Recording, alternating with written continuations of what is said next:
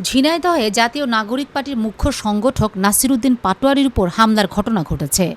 শুক্রবার ২০ মে জুমার পর ঝিনাইদহ শহরের পুরাতন ডিসি কোর্ট এলাকায় এ ঘটনা ঘটে। এ ঘটনার পর নাসিরউদ্দিন পাটোয়ারি নেতাকর্মীদের নিয়ে থানায় অবস্থান করছেন। নাসিরউদ্দিন পাটোয়ারির উপর হামলার ঘটনাটি বর্তমান রাজনৈতিক অস্থিরতার একটা স্পষ্ট চিত্র। জুমার নামাজ শেষে মসজিদ থেকে বের হওয়ার সময় যে অতর্কিত আক্রমণ হয়েছে তা কেবল একজন নেতার উপর হামলাই নয়, বরং রাজনৈতিক মতপ্রকাশের পথে একটি বড় বাধা। নাসিরউদ্দিন পাটোয়ারি সরাসরি ছাত্রদল ও যুবদলের বিরুদ্ধে পুলিশের সামনেই হামলার অভিযোগ তুলেছেন, যা স্থানীয় আইনশৃঙ্খলা পরিস্থিতির দুর্বলতাকেও নির্দেশ করে।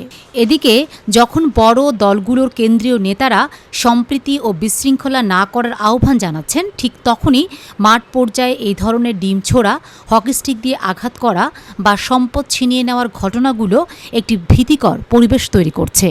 বিশেষ করে নতুন রাজনৈতিক দলগুলোর আত্মপ্রকাশের এই সময়ে এই ধরনের অসহিংসতা সাধারণ মানুষের মনে গণতন্ত্রের ভবিষ্যৎ নিয়ে শঙ্কা জাগিয়ে তোলে। ঝিনাইদহ থানায় মামলা করার প্রস্তুতির মধ্য দিয়ে এই ঘটনার আইনি নিষ্পত্তি কতটা নিরপেক্ষভাবে হয়, সেটাই এখন দেখার বিষয়।